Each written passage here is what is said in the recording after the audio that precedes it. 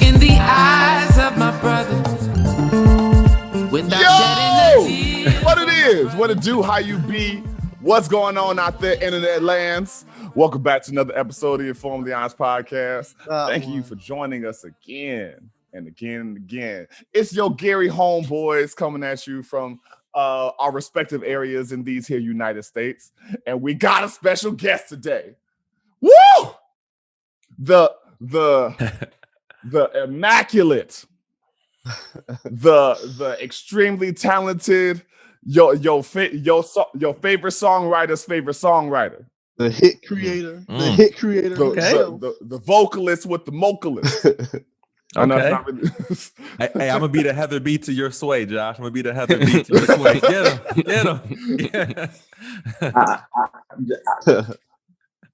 Woo!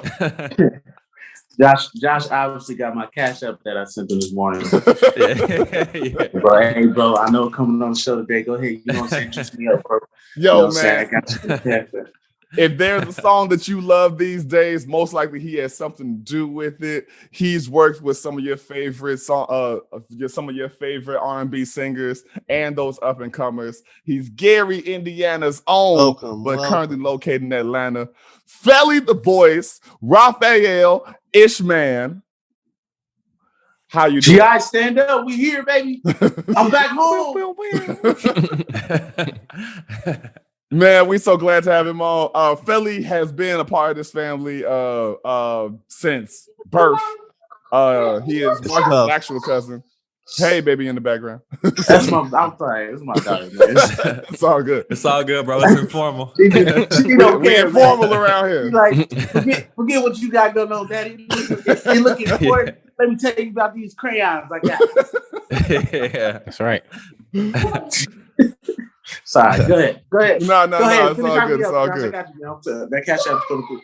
Baby, my moment. I'm doing an interview. This is a podcast. It's important. It's okay. It's okay. I know how it is. Where your mama at? It's going to be a clip in itself. Sorry, guys. I don't know. We're going to have to edit this out or what. I'm sorry. It's all good. This is my Saturday morning.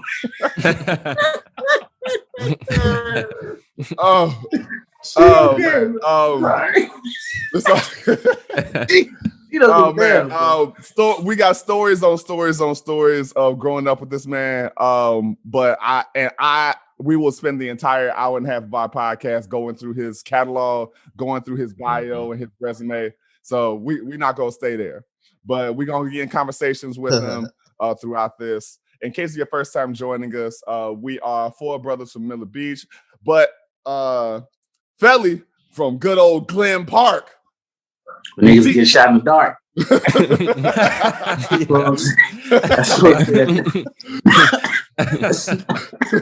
It's not that bad, though. It's not that bad. It's not. I mean, it is Gary, but I am from Glen Park, 4155 Jackson Street on the west side. Word, giving it that exact address. But dropping that pin on him real quick. Hey, I don't live there no more, so you know what I'm saying. Right, ain't no family there no more. We've been going for a minute. Matter of fact, you need to pray for whoever you find there, because the last time we went, they was like squatty. Is that what they call it? Yeah. You know what I'm saying? The less fortunate guy. He was like, yeah, we could tell.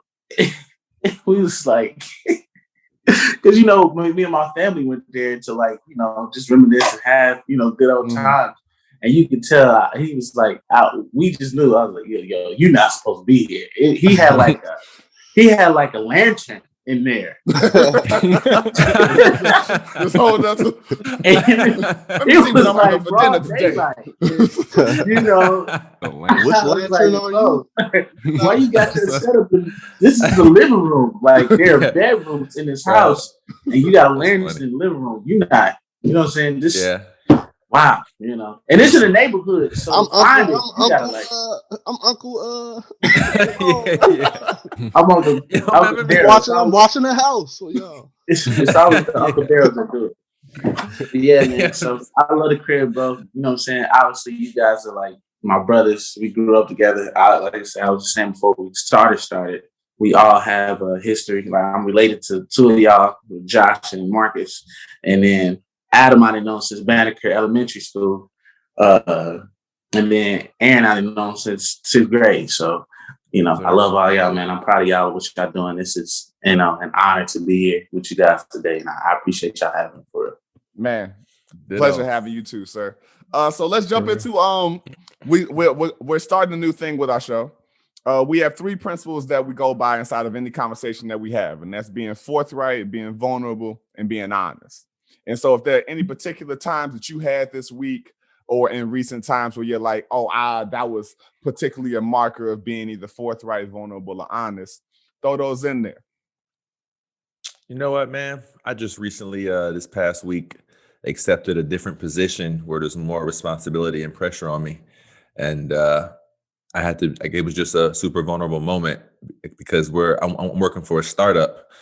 And that means it's more so everybody, all hands on deck. And it's you don't have nearly as many employees and whatnot to facilitate what needs to be going on. But I'm working in a space. It's vulnerable because of several things, but one, I'm working in a very limited space, and I have the task of like organizing things, and I don't find myself to be super organized. So it's an opportunity for me to like grow personally as well.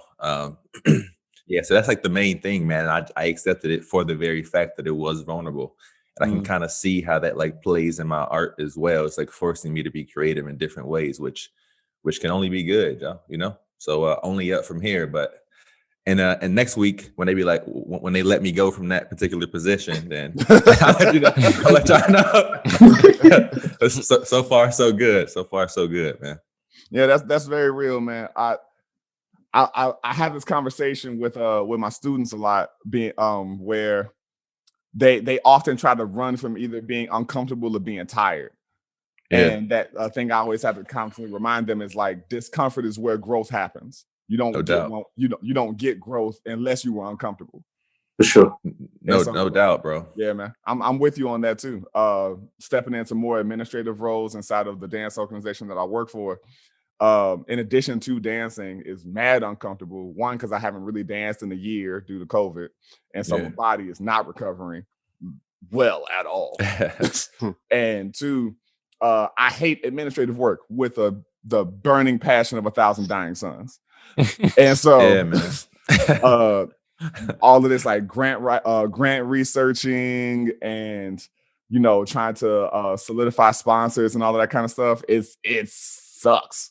But yeah, bro, if you gonna prosper in the business, you gotta learn it. Yes, bro. This highlighted one thing in particular for me. Like when I would stare, I keep staring at the space and telling myself, all right, and trying to come up with different ways to maneuver in a way that makes sense. So it's very much like, for instance, first in, first out. It's like a grocery store. We have compostable products like spoons, plates, whatever. First in, first out. The old shit got to go first, or the new shit. So I'm thinking of like flow and accessibility, and neither of those two are in high demand in this warehouse right now due to space. And it just really something that stuck out with me. It reminded me of how much I gotta let go more. I just gotta accept that this is where I'm at and work with what you got. And it took me back to when I'd stare at paintings for hours in a day. Every time I saw it, I'd want to change something else. And it was the reason why I never got anything done, or I could have been so much more productive if I just accepted this is where I'm at right now and keep it moving, So that's my challenge for the week. That's real. That's real. Anybody else? You ain't got to contribute, but just the space is open. The floor is open for you. Man. Okay. So, for most of my career, I've been like focusing on writing. But me and my team, we started like a production company, and, we were like trying to like, find artists that we could believe in. But, for like the first couple artists that we tried to work with, it didn't work out. So, I was like, you know what, let me just go ahead and take a whack at it and let me put a project together to put out. And, I work with a lot of artists. Like I'm in sessions, like multiple sessions every day or whatever. But you know what I'm saying? I'm a creative and I'm competitive and I'm, what I'm saying? I got a lot of records, whatever. Mm-hmm. A lot of times, especially recently, because, they always make it seem like it's a young man's game. And like sometimes as an artist, I be thinking like, bro, where will my music land? You know what I'm saying? Because as a person, what makes me good as a writer is that I'm on both sides of the fence at the same time. You know what I'm saying? I'm old enough to talk about things like having a kid, being in a monogamous relationship. You know what I'm saying? Being in that space in your life to where you're like, you know what I'm saying, I'm settling down. So I can write for older artists like Johnny Gill or Usher, you know what I'm saying? And things of that nature. But I'm young enough to where I still know what's relevant, you know what I'm saying, and what's popping, as the young niggas be saying, or whatever. You know what I'm saying? So I can still write for a 24-year-old or a 22-year-old or 23-year-old or whatever. Mm-hmm. But as me as an artist, I'd be so confused sometimes to like, oh, this is what's popping right now? Like, this is what's hot right now? My music don't sound nothing like that. You know what I'm saying? And that's number one on the charts. As a writer, the only way that I can make money or be successful is if I'm, if I have successful hit records, quote unquote. You know what I'm saying? As an artist, you can kind of get away with it because you got so many other ways of income to like stream and also like touring is the big thing. So when that opens back up, you know what I'm saying, that'll be dope. But if I'm like it gets so tough. Like I'll play some records from like Young Blue or I hear Coi Ray. She just went, you know what I'm saying, she top 10 on the Hot 100, and I'll play my records. I'll be like, nope, and she don't sound like that. You know what I'm saying? So it's a scary moment for me, and like Aaron was saying, like you get caught up, especially as a creative, of trying to like fine tweak stuff. You know what I'm saying? And then as I'm writing for other artists, some of my swag I have to put into the song just because that's just how I write. So I may give another artist like a song, I'll be like, damn, like I probably should have kept that one. I should not have gave that one away. You know what I'm saying? Like, or that would have helped me attract a younger demographic. So I think about that all the time. It's been a lot this week because I worked with a younger male artist. You know what I'm saying? So, I have to, like you said, like get the old shit out. You know what I'm saying? Not that the records are old, but you know what I'm saying? I just, gotta step out on faith. And I'm kind of like trying to come to grips with that, you know what I'm saying? Because I make new music all the time. So I still have to feel like, okay, with my project, what is going to stand up to where it's not dated, it doesn't sound old, it don't make me corny, because, if it does well, it'd be great. But if I put out a record that I wrote my whole album and it don't do well, that could discredit me as a successful writer. You know what I'm saying? And that value, that stamp allows me to float the way that I do. And I don't want to ruin that, because some people ruin their brands, their legacy, by putting out whack shit. You know what I'm saying? Like, it just is what it is. Yeah. So, I get self-conscious and vulnerable about that all the time. So, you know what I'm saying? I'm just trying to find a way to make sure that I stay true to who I am, and, understand that I'm trying to offer something different to the game. You know what I'm saying? I'm trying to offer something different to music today. You know what I'm saying? So no doubt, bro. That was my space. Yo, one, thank you for sharing. That's absolutely fantastic. I'm gonna start this with gas because that's how I am as a person. When Marcus was living with me, I bumped your SoundCloud music almost every other day. Clothes off. I was rocking with it heavy. Yo, I don't now. It's like, Clothes Off is my favorite track. Period. Right on, bro. I hear that shit in years. The Sandman joint. By Weed. What is it called? Yeah, that's Mr. Weed Man. Bring me some green. Yes, green. That's what it's called. Man, I still listen to those tracks to this day. And including the track that you recently let out, God Love the Hood Niggas. Yeah. And so I feel you on that. I had a question. Is there I'm trying to figure out how I want to ask it. Is there a middle ground between trying to be relevant and trying to be special that you're trying to look for? Well, for me, like I say, being a writer my whole career, we as writers, I got this down to science. We as writers, we are like the liaisons between the business world and the creative world. It's kind of like how I try to put myself as an artist. We are creative enough to where artists that are the deepest artists, I mean niggas that like sage and have the rocks in their sessions. We're creative enough to be in that space. Mm-hmm. But as business wise, we understand that I don't make money as a writer unless I have a quote unquote hit record. Like, for instance, an artist with a cult-like following, all they gotta do is be able to get 10,000 a show. You get 10,000 a show, you do 10,000. You get 10,000 a show, you do 10 shows a month. You did 10 shows. My bad. You do 10 shows a month for 10 months. That's $1 million with a cult-like following. You know what I'm saying? But you don't have to stream crazy to be able to get to that $1 million. Mm-hmm. As a writer, I will never get $1 million with your following, you know what I'm saying, with your consumption rate, you know what I'm saying? Mm-hmm. I have to be able to get records like that chart top 40. That's how I get to $1 million. Mm-hmm. And labels, you know what I'm saying, who put out millions of dollars to produce artists, they're cool with artists having cult-like followings, but every label wants to have an artist that's top 40 because that's how they can guarantee them getting their money back that they invested into. You know what I'm saying? And quick question about that, bro. Yeah, go ahead. A quick question about that. So are we considering the residuals you get for being the writer as a part of that $1 million, or is that just a bonus? No, for sure. Yeah, for sure. That's what I'm talking about. Like, so long-term residuals. Every time a record gets streamed, I get money. You know what I'm saying? But it's not, if it doesn't get streamed a lot, I mean, a lot.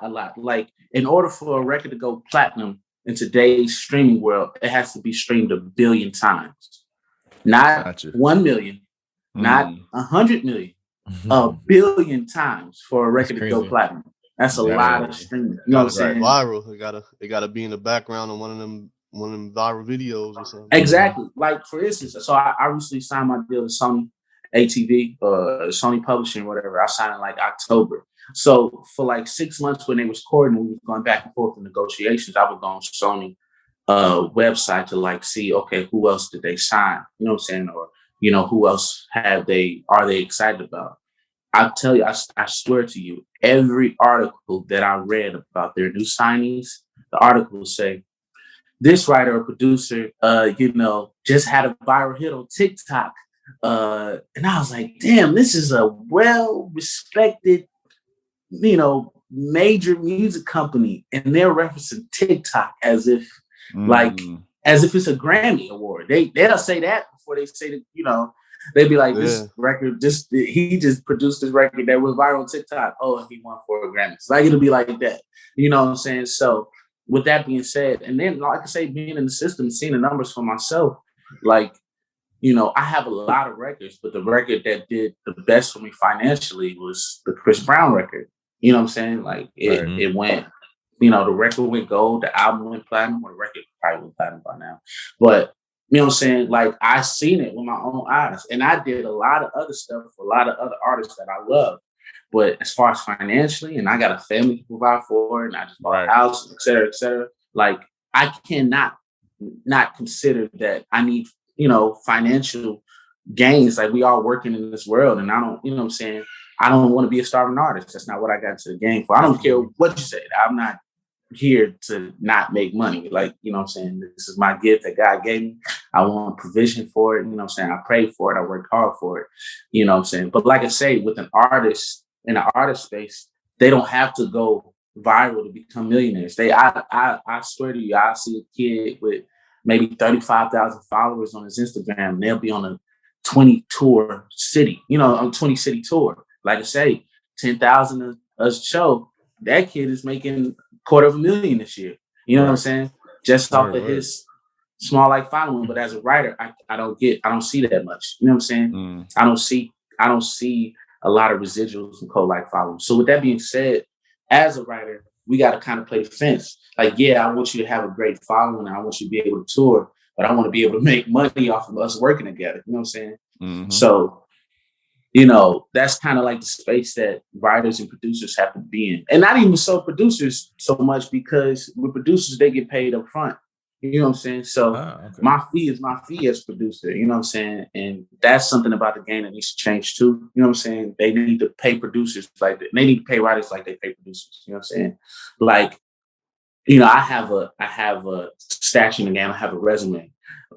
But I could take a beat from somebody who ain't been producing for more than 2 weeks, and they'll pay them $5,000 and not pay me, even though I got records that are platinum and shit like that. You know what I'm saying? Just because they are the producer of the record. And they can just send me the beat, I can chop it up, do the harmonies, kill the record, you know what I'm saying? But, you know, I could drop the beat here and really produce a record, and they just send me a beat. But they'll still look at them as a producer and say, okay, what's your production fee? We'll recoup it and then, you know, pay them $5,000. So even as a producer, you can kind of get away with it.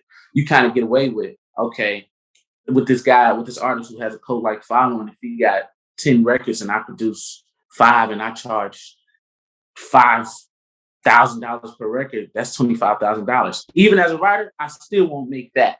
You know what I'm saying? I won't make that much money. I won't make $25,000 straight out. You know what I'm saying? So the game is tricky for writers, and you know what I'm saying? You gotta have hit records to survive as a writer. Like, that's just point blank. You know what I'm saying? That's what it is. So audience, are y'all getting this education? Damn, it's crazy. Are y'all taking this? Are y'all taking these lessons? This is a full out masterclass right now. My bad. I didn't even know. I don't even know the original question. All I know. Oh, that's good. That's good. This is fantastic. What was the question again? My bad. Yeah, man. No. This is complete. I'm not being sarcastic. This is education. Thank you. No doubt. Marcus, so you about to say something? You have brought up something I want to ask about when you were saying like how do you decide to do you want to keep this song you wrote in the tuck for you, or, you know, I know you do sessions that's specifically to, you know, write for others or give your creativity in that moment, but do you ever be like, dang, like, let me keep that one for myself? Like, because you were saying, like, in order for you to be a successful artist, you're gonna need some hits or things that sometimes, I guess, like, you know, like this one of them. So like, do you ever feel like I gotta keep this one, like we gotta come up with something else, like in your mind? Nah, I mean, to be honest, because I've been a writer longer than I've been in artist mode. But no, what I always tell writers is this, like give it to God. And what I mean by that is, you know, God gave you a gift, and you know what I'm saying, you, as long as you honor him or whoever you may call God, you know what I'm saying, as long as you honor the fact that the universe is in you, you know what I'm saying? You know, you got to consider yourself. I always tell people to consider yourself the well. You know what I'm saying? Like, wells don't run dry. You know what I'm saying? You always got it. So I always say, like, I haven't written my best record yet. You know what I'm saying? So I'll be lying if I didn't say, that one, fuck. You know what I'm saying? I do get that sometimes, you know, and it hurts even more when you feel like, oh man, I wanted this record to go for Usher, now it's going for, you know, this new artist, or man, you know what I'm saying, like, you know, this record, I just sent this record to Chris Brown, you know what I'm saying, like, you know, but to be honest, like I say, you gotta always think like, I could do another one. You know, right. I could do another one.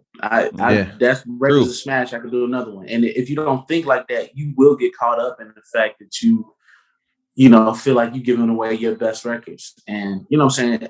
That's for me, that's the advice I give to I other That's great, writers. You know what I'm saying? I Because always go I ahead. was gonna say I always wonder like people who ghostwrite or just people who are writers for R&B music or whatever, do they struggle with like that? Because you saying I don't know if some people just be like they don't come out for 5 to 10 years or more because sometimes I wonder, are they giving their stuff away? Like for instance, Ty Dolla $ign. So his main gripe is like his music is not as dope as his features. Like that's what I hear most of the time about him. So sometimes I wonder like, are they taking so long because they giving their stuff away, or is just a struggle of being a writer and an artist? You know what's going through. Like I know what you putting your stuff out. Like as you make it, you putting it out there to be heard. But do you know or tell us about like that struggle like with other artists, if you may know, like Well, I think for Ty, usually, you know what I'm saying, when with the way that most features work, to my knowledge, is that um it's like they'll have it in mind, like, okay, we want to put Ty on this record. So the record will pretty much already be done, and they'll just send it to Ty to like top it off. You know what I'm saying? So that's usually how most that I've seen. That's usually how most features come about. You know what I'm saying? But with that being said, it is a tough business being an artist and a writer, because like I know I remember reading an article where SZA was kind of like in that space, because SZA is an impeccable writer. She wrote for Rihanna, and you know what I'm saying, but at some point she had to say, no, I'm shutting this shit down. Like I gotta cater to myself as an artist. You know what I'm saying? So I respect that. Me personally, the irony in me as an artist is that I'm doing it really for desperation. Really, I'm desperate at this point.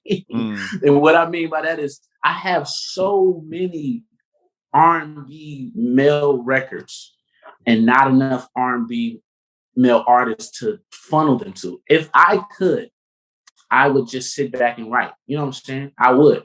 But these records are not, you talk about not making money. We call them hard drive hits in the industry. Okay. I don't want hard drive hits. I don't want records that oh man, this record is dope and nobody ever hears it. And because I don't have relationships with, all the male R&B artists, I wish I did. I wish I could shop most of I would do Ty Dolla $ign's whole album. I feel like I have his whole album in my catalog that would be the smash. I feel like I can give Bryson Tiller 8 songs right now. These are 8 songs that you can have. But if I'm or if I don't know their manager, if I don't know the A&R and stuff like that, if I can't get to them, then I just can't get to them. And I'd be damned if I take all these records and just not put them out. You know what I'm saying? For what? Like, they not gonna make me no money. And then I missed a chance at putting out a record that could be a motherfucker. You know what I'm saying? That could change my life based off of it being successful. So that's my whole artistry now. It's like, you know what I'm saying? Like, honestly, for me, it's harder to write for myself as an artist than it is to write for Usher or Chris or Bryson or Ty. So my records are really just records that nobody listened to long enough to believe in, and the records that me and my team believe in. And I got like 2 albums worth of those records. You know what I'm saying? And I create new records every day. This whole week I've been to the studio.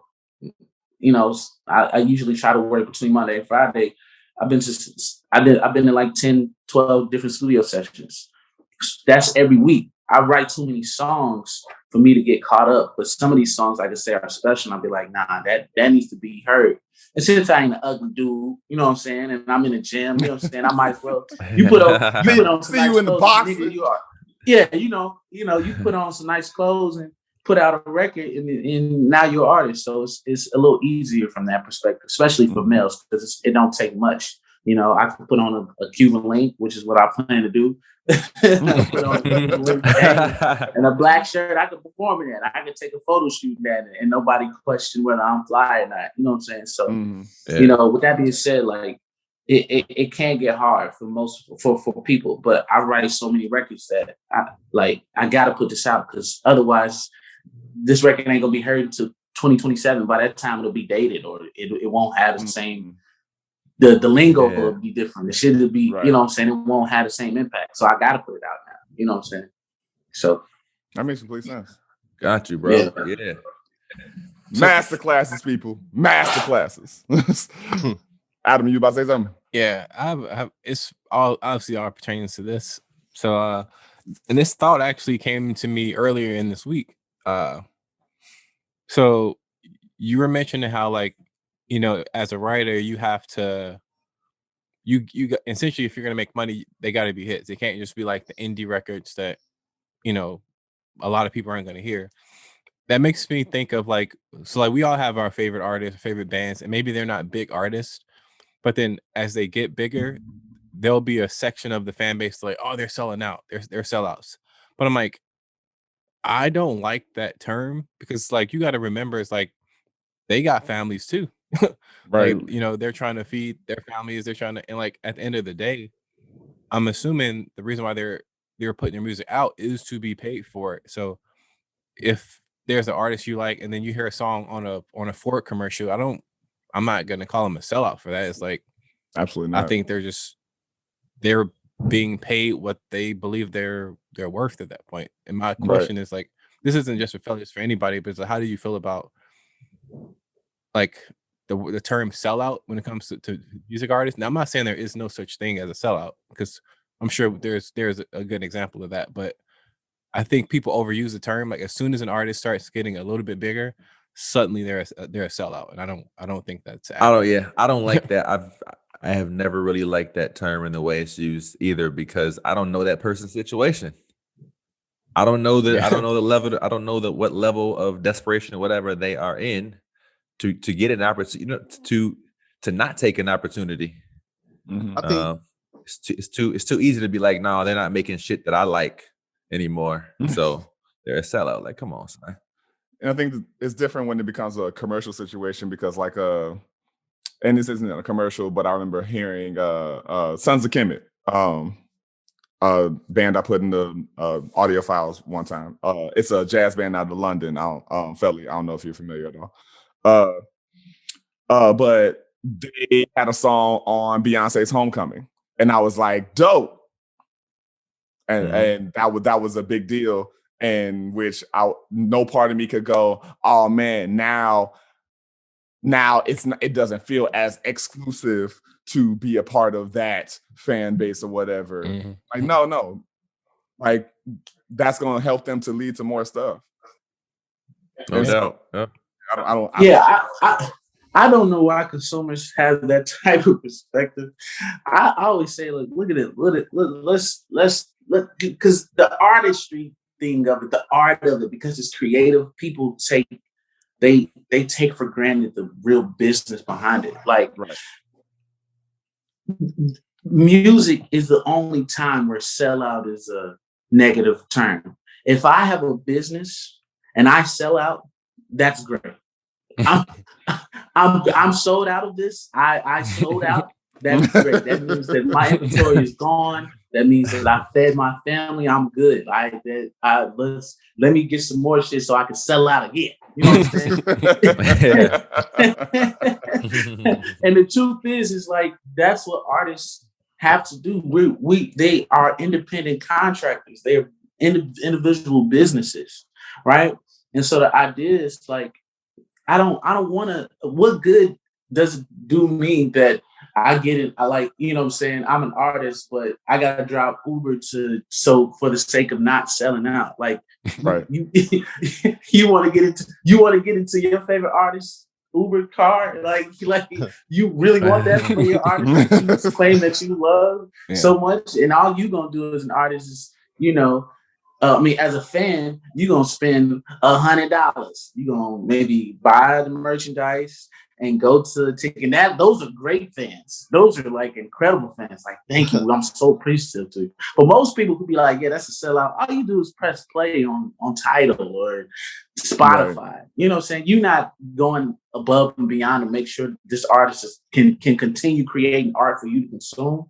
So that shit is bullshit. You know what I'm saying? Like, just quite frankly, like, I hope every artist in the world has a #1 record, and I don't care about the idea of selling out. And then too, on the creative side, like, a lot of fans don't allow their artists to grow. You know what I'm saying? Or grow up, and experiment on what that means for them.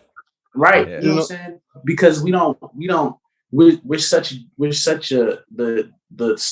we're so focused on stimulation that we forget that, oh no, this is a real human being that has their own feelings and their own spaces that they want to explore. Like, so, I don't want to do R&B music for the rest of my life. I want to do a pop record. Yes, hello, my name is Neo. You know what I'm saying? You know what I'm saying? And I guarantee you, I don't want to speak for bro, but I guarantee you the money that he saw as a pop artist was much more than what he saw as an R&B artist. That's just facts, because people consume more pop than they do R&B. Now, with that being said, there is a difference between the idea of like catering to your day one fans. I think, and that's a hard line to walk. And that's where a lot of artists make their mistakes. It's not the fact that they are selling out, it's that when you find success in this other lane, you never go back to make sure that the fan base that got you popping is fed. You know what I'm saying? And you always got to find that balance. I feel like that's where some of the artists that are sold out, that's the only time I like even listen to somebody saying it's like, yo, he put out a whole pop album, he make not one R&B record. You know what I'm saying? I can understand that perspective, because you got to feed, you know what I'm saying, the fan base that got you popping. So yeah, but that shit can be fickle, man. You know what I'm saying? Like, fans will love you one day and hate you the next, which is why you really can't get caught up in an opinion. And you really got to do what you got to do what feels right, because at the end of the day, like, once again, no one fan is going to give you enough money to feed your children. Right. You know what I'm saying? Like, it's just impossible. So I can't consider the like every fan that I have. That's fucking ridiculous. You know what I'm saying?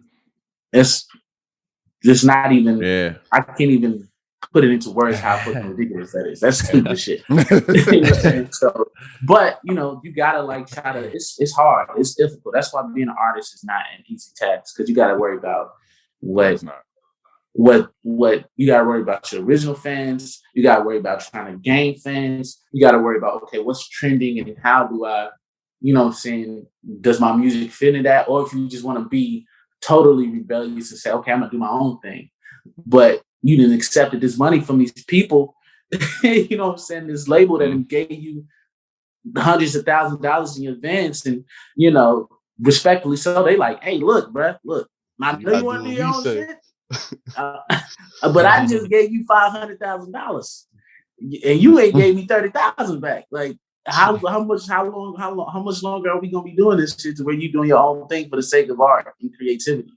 You know what I'm saying? Like, so it's a tough task, man. The music industry is tough. It's not easy. You know what I'm saying? But I love it. You know what I'm saying? This is what I do. I love being in these spaces. I always tell people like, yo, we're not working at Kroger's. This is not a put your stuff in a bag and then there you go. It's not an easy task. It's hard. That's why, that's why you can revel. That's why you should, feel proud if you do find some success in this game, or any game at that matter, any business, because you put so much into it and trying to get it popping. Like, this shit is not easy. It's just not. So as we talk about like this process of trying to make the most of your life, trying to get as much money as you can in your life, and trying to make art that you even care about, that caters to your day ones, and that helps you to prosper financially. Do you think there's any artists that did what they did, but after they died, their entire scope and clout skyrocketed? Yeah. I'm gonna say every artist every artist does that. You know what I'm saying? That's just, I don't know, man. I think with that, it's just people value what it's like. You value more what you don't have.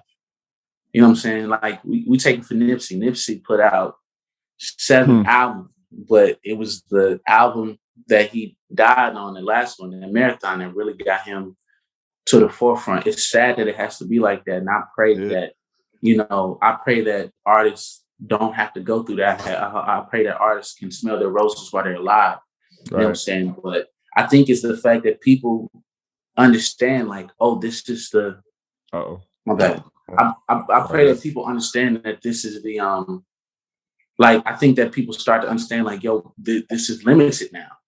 You know what I'm saying? When he's alive, he can make a record every day and you can listen to Nipsey for the next 40 years or whatever. But with him being gone, you understand, like, yo, this may be the last time I hear Nip for a long time. You know what I'm saying? They might be running out of records to put out. I mean, I don't think they nowhere near that with Nipsey, but just an example, like, you know what I'm saying? Like, oh man, I ain't gonna be able to hear this artist as much as I want to. You know what I'm saying? So it's like, it is now you talking about exclusive. Now it's really exclusive. You know what I'm saying? Because it's a limited amount of tracks that you're gonna hear or whatever. So that I think that plays a part into it. You know what I'm saying? It makes me think of a follow-up question that I got for you, Felly. But I'm gonna hold on to that to let people contribute to this question. I'm just saying that so I don't forget. So you go ahead, Marcus. No, I was gonna say I pretty much agree with Felly because I see this all the time. Like,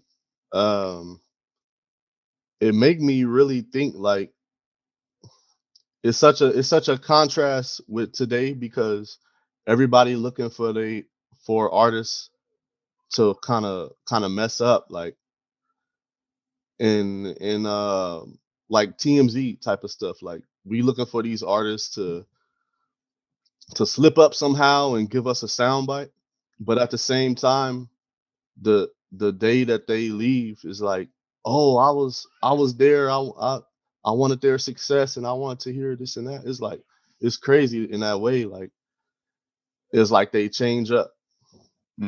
But it bring me back to the last conversation we was having. I think that people just want it's kind of like the hipster attitude, like they want to own their artists, kind of like they think like and we all may have felt like this before, like I kind of discovered this artist, and it's not a lot of people messing with him, so I kind of want to keep them like I own them or something, like, and once they get big, kind of, it's like, you don't feel the same way. I think I used to be like that, but I like gave that up because it's like, just like what you like, man. Like, you're not the only person that's ever going to like this person. Artist. Like, you're not special in that way. You may be special in your collection of different artists that you mess with, and that, but as far as like having this artist to yourself, like, that's not gonna happen, especially if they're super talented. I know I kind of took it off topic, but like, it's all good. On that note, that's a bit of, just a big ego trip for people because too many people struggle to know that they have their own kind of relevance. And so, like, it's a bit of an ego trip for themselves to feel like they got the drop on this thing that is a legitimate product, and because it's not in their scope, they get to feel like, oh, I must be special because I'm the one that got it. Yeah, that I think, I always say, the masses are stupid. Humans, People suck. Where is it? It's true.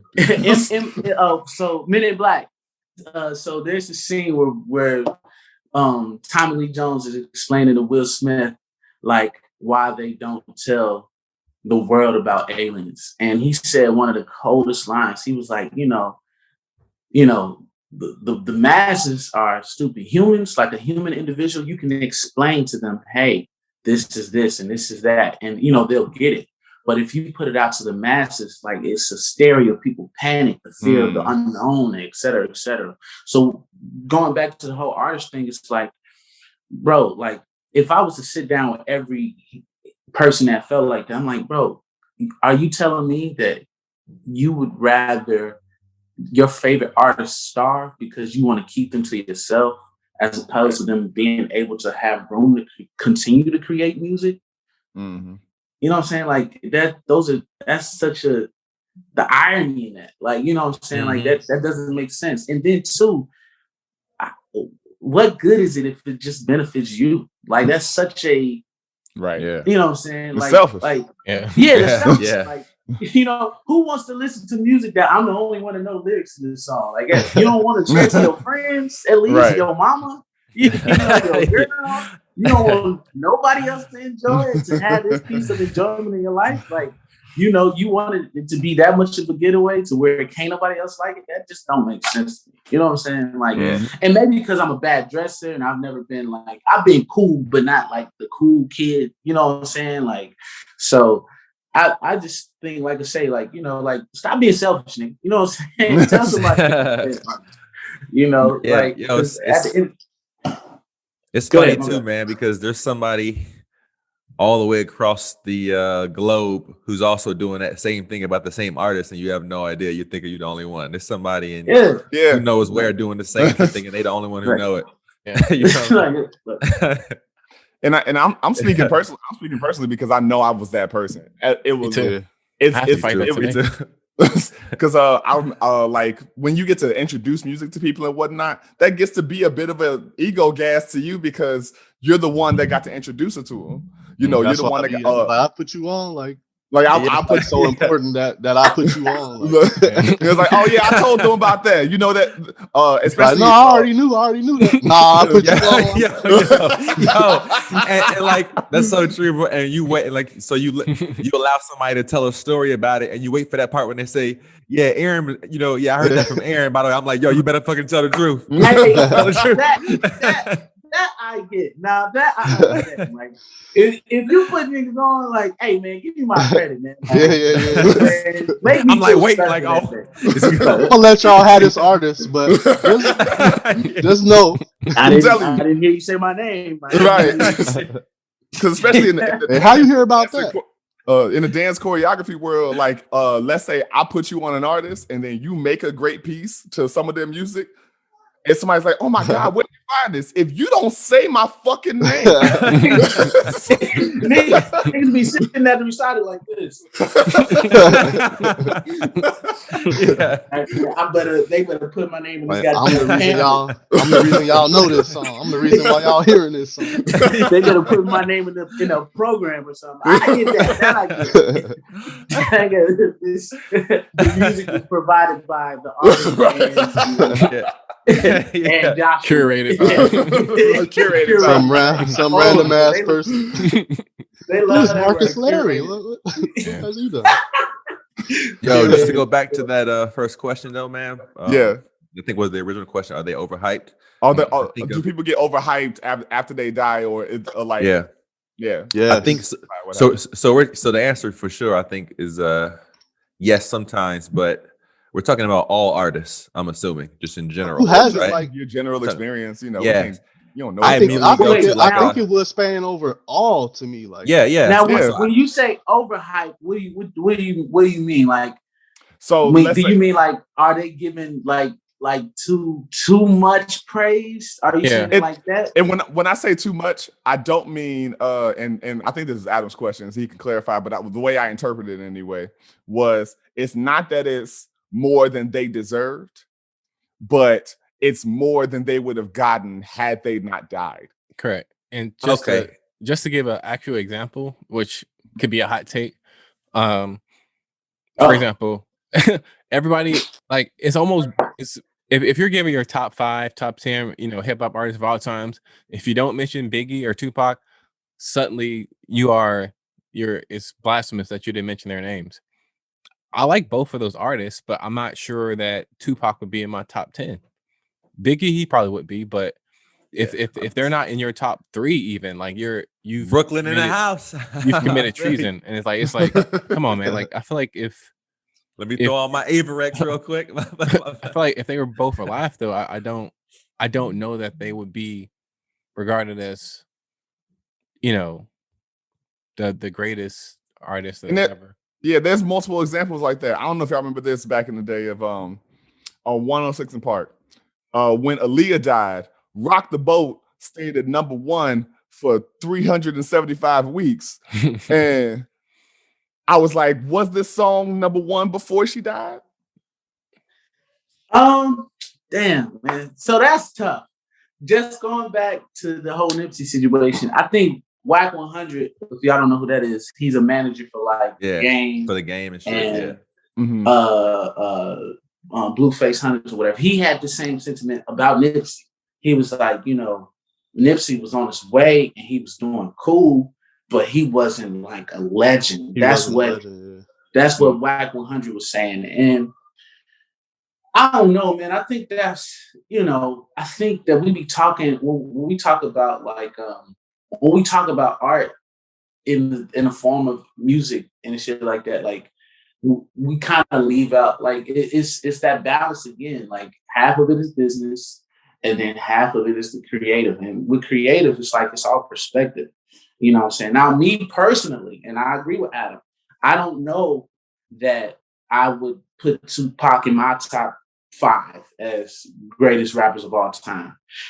The reason why I put Biggie as one of my favorite rappers because I will rap a bar that he said 20 years ago and be like, oh shit, that's what he meant.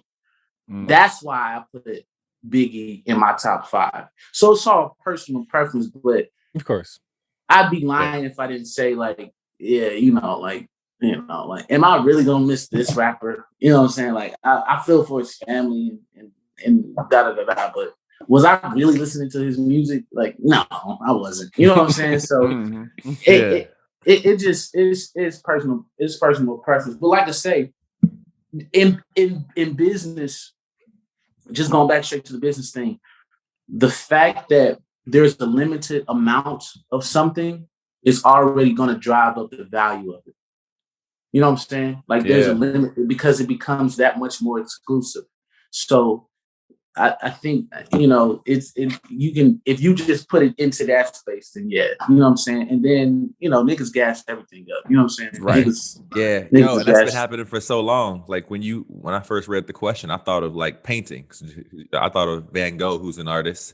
And I think that like sometimes it's that they were so undervalued when they were alive and weren't like everybody sees it's such a limited quantity now. So when they do see it, they're put on and say, oh shit, this was dope all along.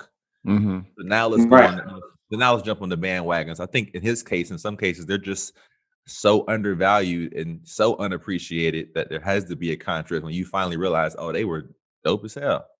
I think I kind of marked that up to the Game kind of because it don't I feel like the music industry don't always put their best artists out. So it's like those people with cult followings, most of those people, artists with cult followings, actually are pretty dope, like, or pretty creative, or have hooked this fan base in a way where they're gonna rock with them forever. So it's like the music industry don't always realize talent or want to put out certain artists for whatever reason, and when they die, is like now they in like national news or whatever. People gonna listen to it and be like, oh, I've been hearing his name, but now they are actually dope, like XX in Tentacion, whatever. It's like Tentacion. Yeah, I have been hearing his name, but honestly, I wasn't checking his music out, and I still haven't really delved into it. But I know a lot of people listen to it, now after he gone, and it's like, oh, he was a prophet, and he was this and that, and it's like, I understand, like he had a cult following, but it's like, yeah, now that everybody hearing his name and he's popular for other reasons, people, jumping on board. Yeah, man, it's all about that, like that, it's I don't know why humans are made this way. It's like the shock thing. It's that shock culture is still a real method that real companies use to like, push it, whatever. So it's just human. We fucked up, man. Bro, it's that especially that whole death thing. That whole death thing and how we just feel about death in general. Right. For sure plays a part, man. Yeah. Wow. It's gonna get to a point like soon, like artists is gonna start faking their deaths. I was just thinking that, bro. Like that's gonna be thinking that. And you know what you should do? You should get shot. Yeah. So you go to the hospital. I mean, you know what I'm saying? And when you come out, everybody rocking your music, bro. Yeah. And then make it out. You know what I'm saying? Only you survive this, or looks playing like a fake funeral. That actually would probably be if somebody did it right. That 50 Cent had the formula, man. He had the formula. I want to take a slight pivot, but related. Artists like Nip, Pac, Michael Jackson, what have you, always have some large ass bank of music that they never released. That record companies sometimes get newer producers to come chop it up and then release it as a record for them to still sell and profit off of. Now, ignoring all the bullshit of record companies doing that, do you trust someone to do that with your art? Man, hell yeah. Yeah. Sell all my shit. I mean, every record. I mean, put out the whack demo. I don't give a fuck. Put it out. Because at the end of the day, you gotta think about it like, if we think about like every piece of art that we create is some type of financial gain, you know what I'm saying? Like I got people who are going to need my support when I'm gone. You know what I'm saying? And that's the next best thing to a fucking life insurance plan. You know what I'm saying? So yeah, put it out. If I go, I mean, I want text me from the grave like, hey, bro, yo, album hot. You know what I'm saying? Text my phone. That's assuming like all the business parts happened where you make sure all of your estate is held by your family. Yada yada. Oh, sure, yeah, that too. I mean, yeah, of course. But at the end of the day, like once again, bro, these records don't do. You know what records don't make money at all? Records that don't come out. Yeah. That's it. Like they don't, you know what I'm saying? Like they just don't make money. It don't count as a stream. You playing it from your notes. Right. Or you playing it from your email. That don't count as a stream, bro. You know what I'm saying? That's not gonna take you platinum. That's not gonna feed your family. You playing it from your Gmail. You gotta go back to your Gmail, search for the song. Oh yeah, this is a hot record. Like, nah, this shit don't. What if they turn your joint into like a polka slash electronic? Don't care. Polka record ever. Like damn, how they get Felly song in this? I don't care. Genre. Put me give me like a digital, give me like the digital thing and put me in a polka. The hologram. I don't care. Give me an accordion and everything. I will be. Yo, they getting super advanced at that stuff, man. At the hologram, for sure. Well, and you know how they make your voice? Like that's getting crazy. Like they could replicate anybody's voice pretty much and make them sing whatever. It's getting so crazy that like in Minnesota, like if you go like to where Prince grew up, you could like go play basketball with him. Oh wow! Wait, what? I just made it up. I'm fucking. I was like, wait, I'm about to go. Like, tell me you can go get crossed up by Prince? Yeah, that's. Is there a real ball? That's what music schools because Prince was a hooper. You know what I'm saying? Hey, that sounds plausible though. Hey, yeah, that's a good idea. That was very believable. You should have said that off Delta. Hey, Delta flight ain't cost that much. Hold on, man. That might be worth it. Delta flight ain't that bad. What if they serve pancakes? They gonna serve pancakes for lunch. That'd be dope. I completely believe that shit. That was the Prince The Prince experience. Hey, I'll pay. That's the Prince experience, right? Hey, unlimited pancakes at the. And you go hoop with him after the concert or whatever. After the That's concert. hilarious. That'd be Now, amazing, but Prince, speaking on that, though, Prince did say, he said, you know, like if I didn't collaborate with you when I was alive, chances are that we weren't meant to collaborate. You know what I'm saying? Mm-hmm. So that there, you know, he's like that. But once again, Prince is a motherfucking gazillionaire. You know what I'm saying? He had a lot of money. He was doing okay. Me? Oh yeah, you can put my song on, you know what I'm saying? I don't care where you use my voice. Just make sure you pay my family. What's also interesting is what qualifies as him doing a collaboration, because he would invite people to Paisley Park to do shows till 5 o'clock in the morning all the time. Does that count as a collaboration? If it wasn't less than a release record? Man, Prince is so cold, bro. I've heard a lot of Prince stories, of course, being in the music industry for real, like really like being in with people like who play with him and tour with him and stuff like that. Like what he would do is he would work on a record and finish it that day, mixing, mastering, and he wouldn't go back to it. So every record that you ever heard from Prince, whether it be Purple Rain or Dove's Cry or whatever, that record was created and finished that day, like in one day. There was no going back. That's just one of his rules and stuff like that. What Prince also did, though, which could be questionable, is that he would invite a bunch of musicians to his crib and they groove for hours and hours and just kind of groove, just play, just improvising, kind of, improvising and shit like that, right? And then he'll take what they did and then he converted it into a Prince record.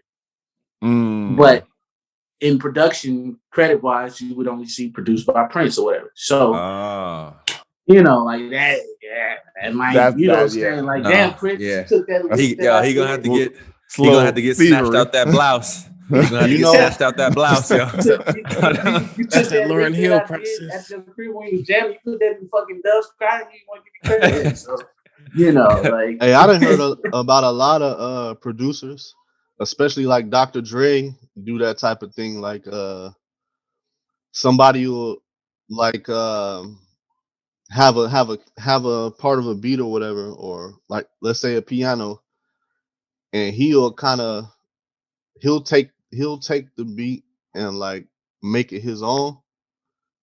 And then like a lot of times some of these top producers, they'll get most of the credit for making the beat, but they probably arranged it, or they probably just added their little spice on it. Because I was watching this thing about it's like Manny Fresh, Scott Storch, and Dr. Dre, all of them. Like Dr. Dre didn't have some Scott Storch stuff that he pretty much said was his. So it's like still kind of crazy. It'd be like that. So here's the pros and cons to that.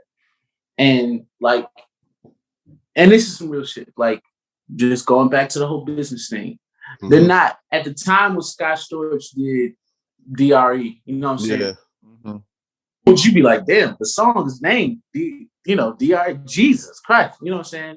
And Jay-Z wrote the verses or whatever. So you'd be like, damn, well, what did you do outside of rap, Dre?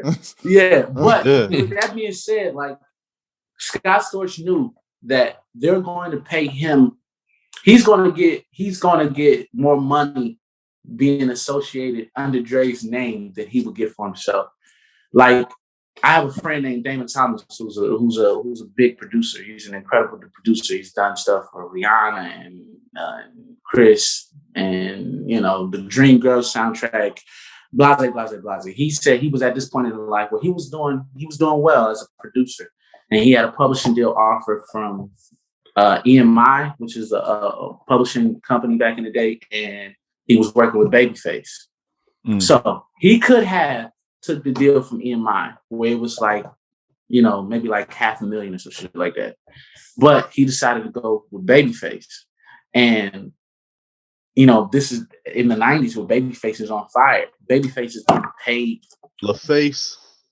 Yeah, he's getting paid $70,000 a record.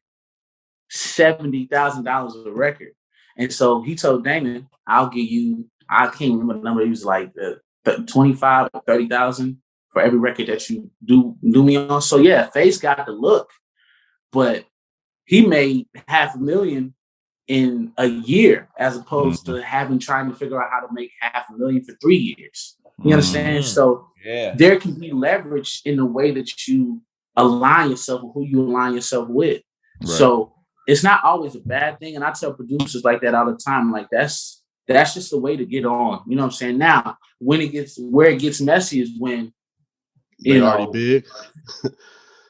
Both of them not necessarily that, but just the idea like you're not paying people fairly, you know what I'm saying? Or you're not giving people they just do, or you don't do like Babyface did, where he kind of like pushed Damon out. Like he was like, all right, DT, like, all right, Damon, like you can stay with me, but you'll never find your own identity if you remain my protege. So take the money that you've made and the success that you've made and fly. You know what I'm saying? Like, you know, and I'm hoping that's what, I'm sure Scott Storch would say that about Dre. Like, Dre put him on in that space to where he was, you know, he was a part of some of the biggest records ever. And then he was able to become Scott Storch. But I'm sure he cool because he got his own lane. Like, he got his own following. People pretty much respect him, you know, how they should in the game. But I think Felly's saying eventually. I'm talking about specifically Scott Storch. Like eventually. Yeah, he definitely Scott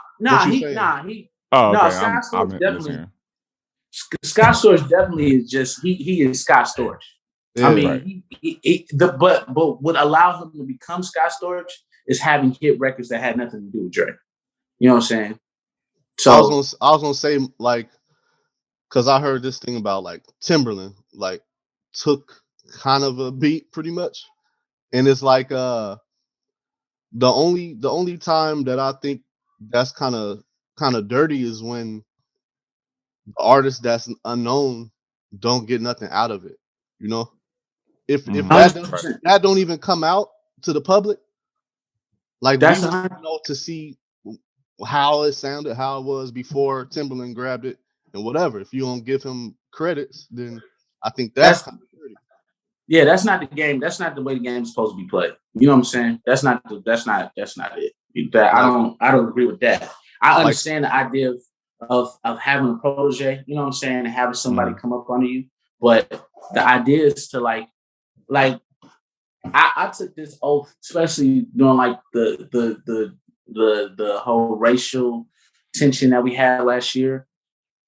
My whole idea was, okay, I'm not going to go out and picket. You know what I'm saying? I'm not going to go protest and stuff like that. My idea now is to make as many millionaires as possible. Like, that's how I'm going to fight racism in America.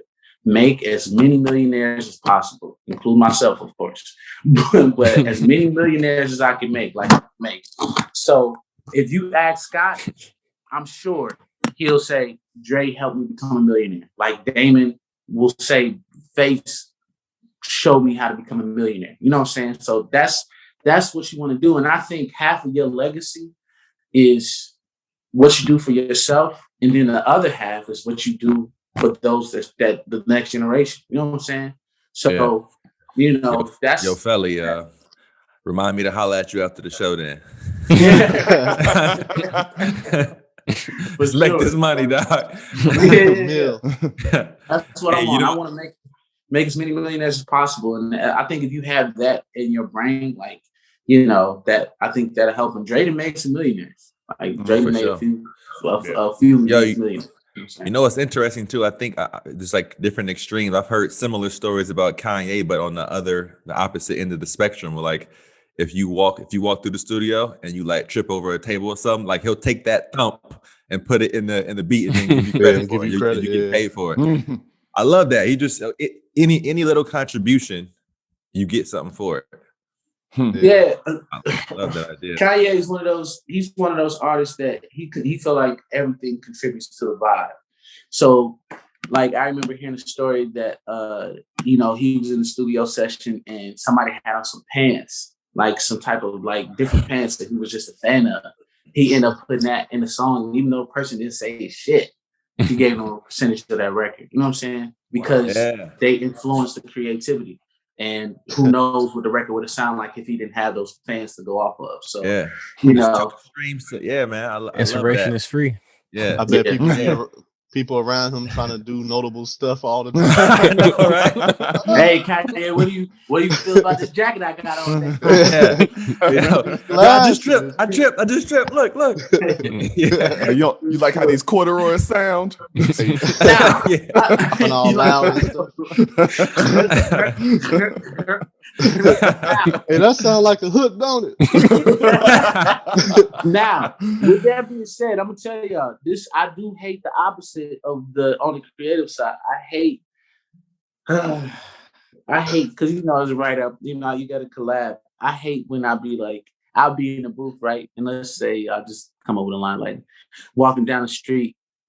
Walking down the block. Walking down the sidewalk on the block. And somebody be like, hey, fella, you know what you say? Walking down the street. Thanks, man. I appreciate you getting that out for me. I hate that. I don't. Yo, Felly, it should be either, not either. Okay, sounds better to say either. It be niggas like that, man. So you just gotta be guarded. Like when you create, man, you gotta be guarded because niggas want to take publishing for changing it to act and then to dan and shit like that. Bro, I co-wrote the record, bro. You told me to say and. You didn't go write that record. Hey, you ever kick somebody out the studio for some nonsense? It's like easier for me. It's easier for me to leave, but I have ask me, have I ever wanted to kick people out the studio? I'm sure. Like somebody being too high or something.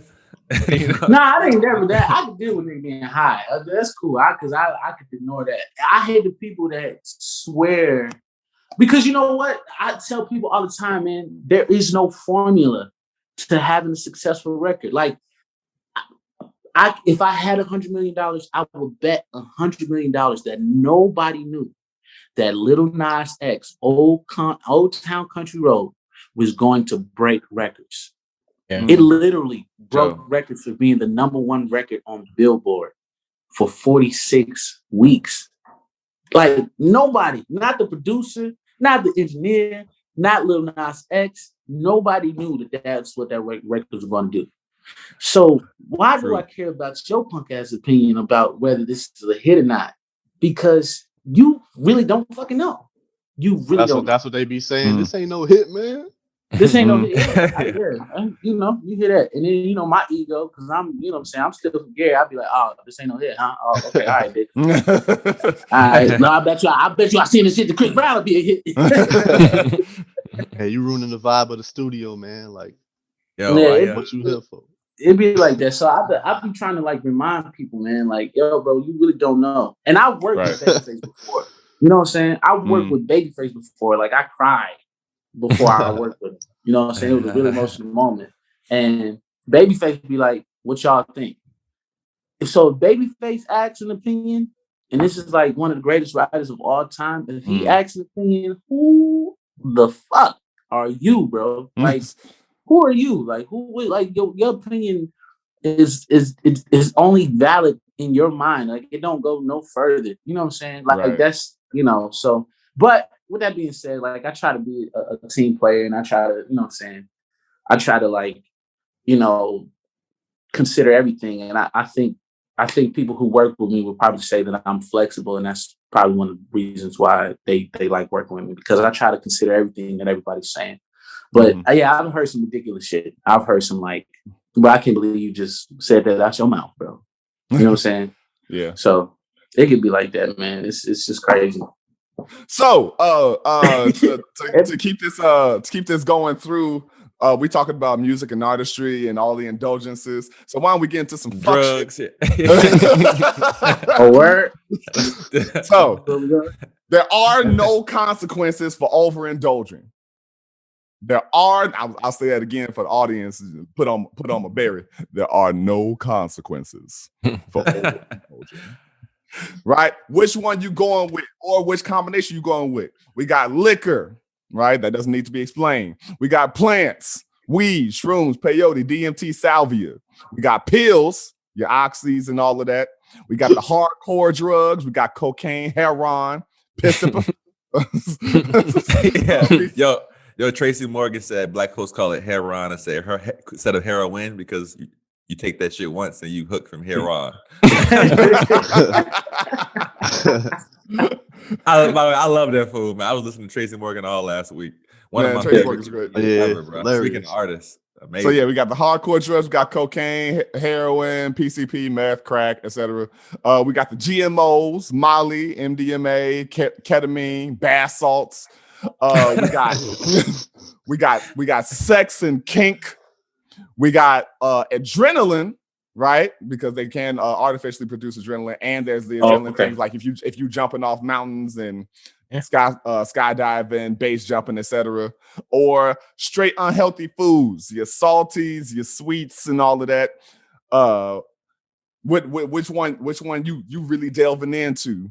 So if you know that you can do it, you can do as much as you want, and there's no negative consequences, but you get whatever the reaction. If we do bath salts, like, do we get in trouble for like eating people's faces off? That's a good question.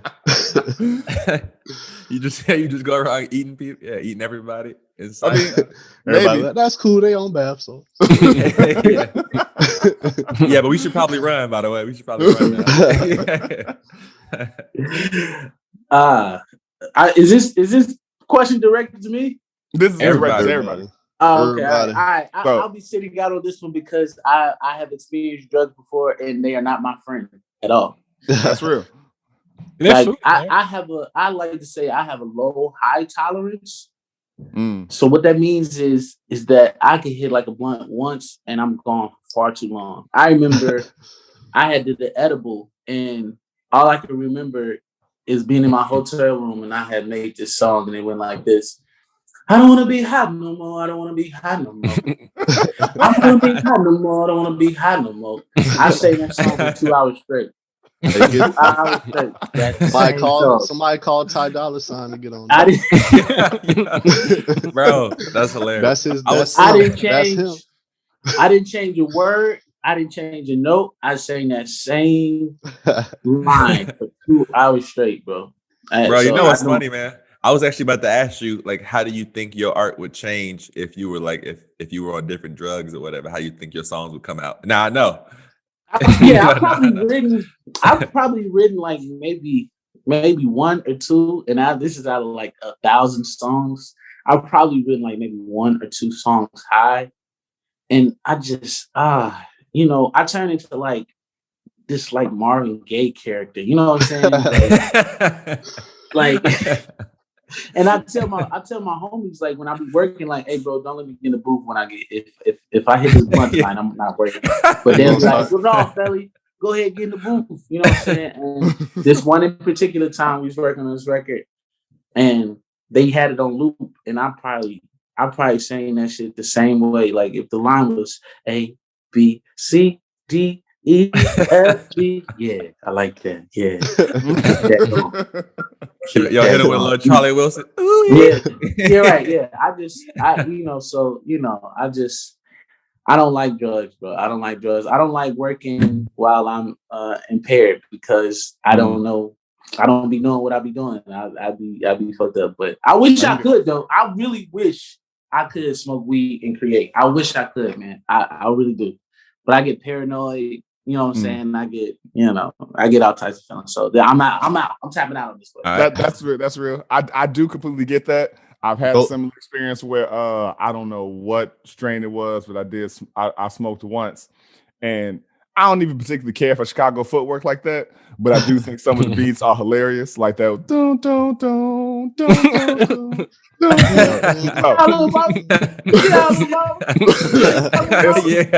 I remember smoking one time. I do too. I still don't know to this day.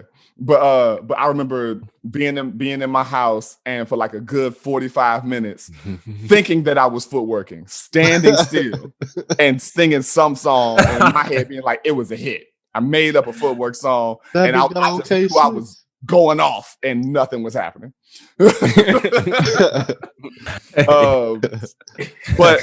for me, I don't know. I don't indulge in drugs like that. I've indulged in weed and I've indulged in liquor, but I've never tried anything else.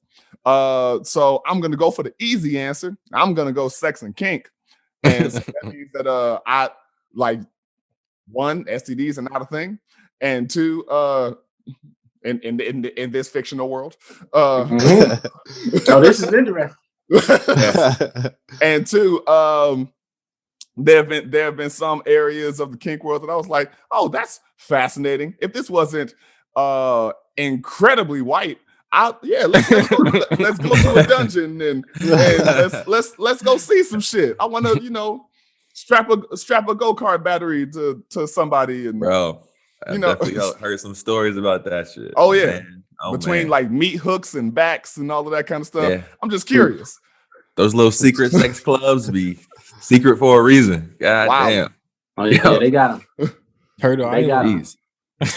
You'd be like, why is that spa so packed? At 2:30 in the morning. Right. Right. It's that many niggas getting massages now, huh? Oh, okay. But at some point I do want to try like it's not what's the strong hallucinogen? DMT? Not peyote, but the other one. Is it DMT? Ayahuasca. Or that one. At some point I do want to try ayahuasca. What's that? Put me on game, because I'm corny when it comes to like drugs and shit like that. I believe I'll go ahead. I mean, they plants or whatever. Yeah, so it's in plant. Sorry. Hey, speak your mind, Marcus. Don't be trying to. Aaron started talking. I don't want to. No, go ahead, Marco. I don't really know. That nigga got that shit at the crib right now. Hey, if we look at this, hey,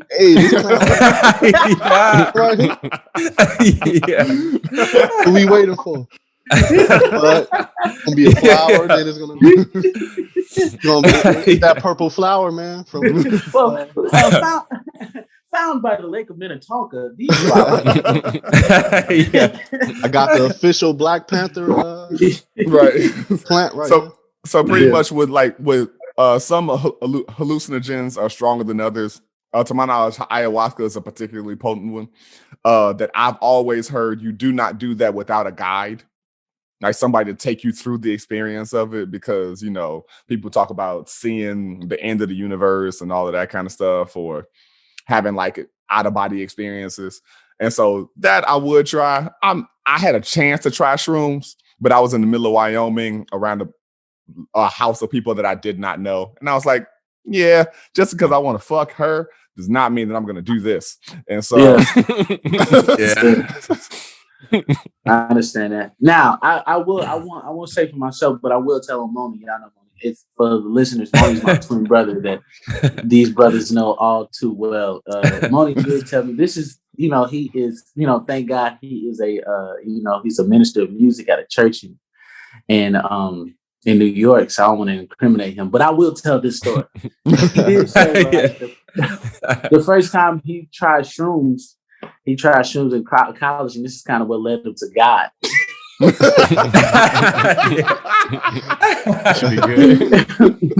He said, "This is your testimony, Moni. So if you watch it, man, praise God. Say hopefully this God somebody." But he said, now, mind you, he had been in the studio. He had been in the his dorm room with Coco, which they all know is a childhood friend of ours. Sydney, God bless the dead. You know what I'm saying? And then, so mind you, so these niggas have known each other for pretty much their whole lives. Mm-hmm. But he said, this is before emojis got popping. He said, man, I took some shrooms, bro, and I just seen like emojis hovering over everybody's head, like their expression, like, and I just felt like everybody wanted to kill me. And I was like, what? I was like, Coco, like, your next door neighbor who been your friend for your whole life want to kill you all of a sudden? He's like, yeah. So he said what happened is he started running out the house, and he just started running. And he said he tried to call everybody. Now it's 7 of us as far as kids, 6 boys and 1 girl. So he called all his brothers and his sister, and he said nobody picked up. He even called my mama and my daddy, y'all. He called my mom and my daddy trying to get in touch with somebody just to get him off this bad trip. That would He have been said, a weird conversation. Man, yeah, that would have been weird. He said the only thing that kind of calmed him down is when he called out that powerful, sweet, beautiful name of Jesus Christ. He said that's the only way to calm down. So that took me away from shrooms. That story alone. Izzy, the shrooms are actually one of them, but I was like, yeah, I don't want to call my mom while I'm high on shrooms, so I'll pass on all those drugs. So yeah. In which you don't know that would be experience, but I feel you on that. That's hilarious. I have a slight Moni story too. Last time, I think it was last time I saw him in New York, he was like, "Yo, man, I gotta play."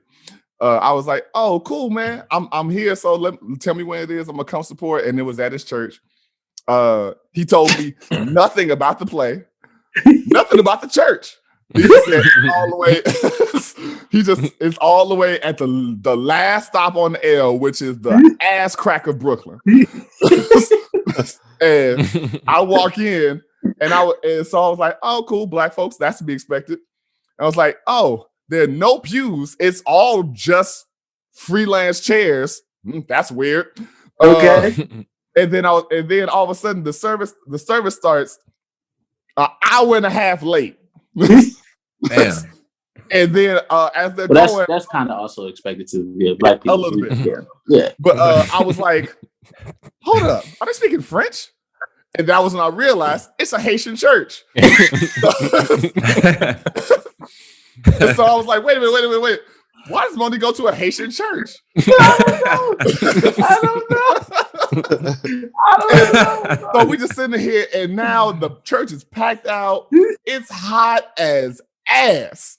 And we're 3 hours into this service. The play is just starting. They don't had a full sermon. The choir don't sing. And next thing you know, I'm realizing, like, okay, this is a church play. That's cool. Moni's playing a waiter. Next thing you know, Moni is Jesus. And it has turned into a whole thing. And then it breaks out after, like, the play breaks into a whole praise break. It's a whole thing. That process was 5 hours. Yeah, wow. Man. We're not Haitian, by the way. If you guys didn't know that, no, we don't have any type of Haitian blood that I know in us, and neither does he. So I don't know how he got to a Haitian church. They probably offered food there, and then the Lord let him. I guess I don't know, but yeah, he'd be singing in Creole and shit now, and this shit it'd be hilarious. It'd be hilarious. I'd be like, I say the Creole, the little Haitian. I know South say, Moni. Be like, hey man, stop it, bro, stop it. with that big Moni smile too, man. Yeah, Moni's a character, man. He's in real life. To see y'all both with beards is the only time I think in our entire lives y'all have looked alike. I was thinking the same thing. Word. Yes. In which you both look like Royce the 5'9", and which is also hilarious.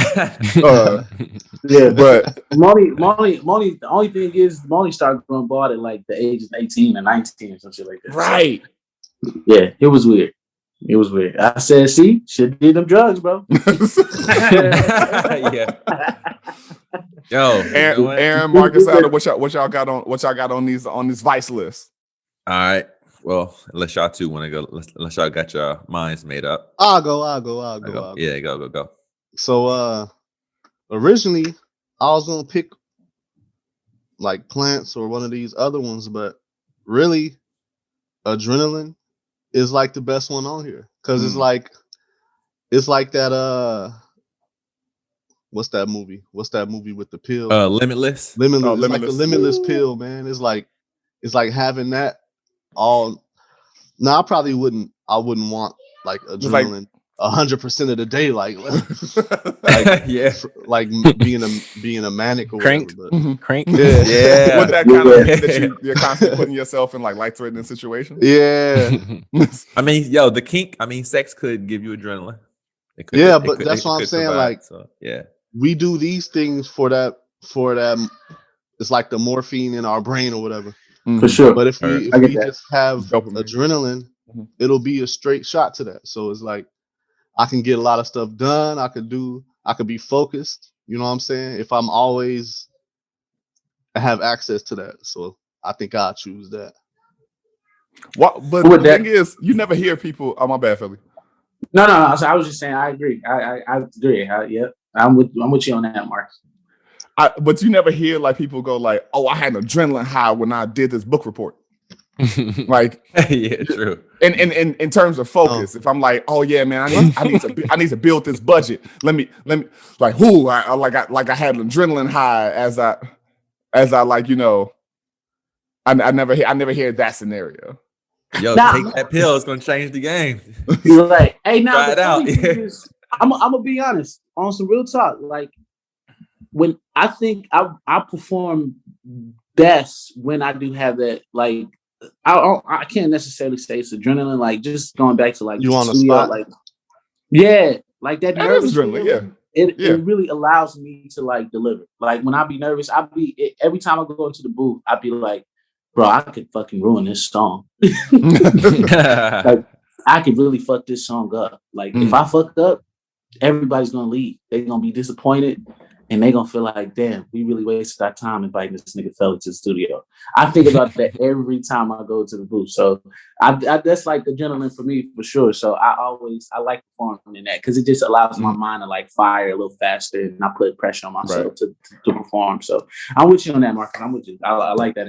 I should use that one. Yeah, I feel the same way, man. Like, when I feel like I'm on the spot, like I feel like something come over me. Like, it's like, I mean, I'm not like, you know, singing or nothing in front of crowds. Yo, yeah, you going caroling every Christmas? I haven't tested that either, so I don't caroling this Christmas. That caroling was crazy. Yeah, he's out there. Did you hear him caroling? Yeah, I didn't heard nothing. Yeah. Like, damn, Jeffrey, I didn't know you were gonna come in on that third day of Christmas, but whoo, the way you came in, hey, you freestyled that whole thing, but it was hot. Yeah. My teachers used to always say, like, the day you stop being nervous is the day you don't care anymore. And so I'm like, I respect that adrenaline that comes with nervousness. Not respect, that's not the right word, but like, yeah, like that's a real thing. But I still think like there's still high stakes. Like Felly was saying, like, the studio time is money. Stage time, like if I'm on stage between 200, however many people, they don't pay their money to see it. So if I don't meet their expectation, they go on refunds. They might not support the organization anymore. Like it's all that. There's still high stakes.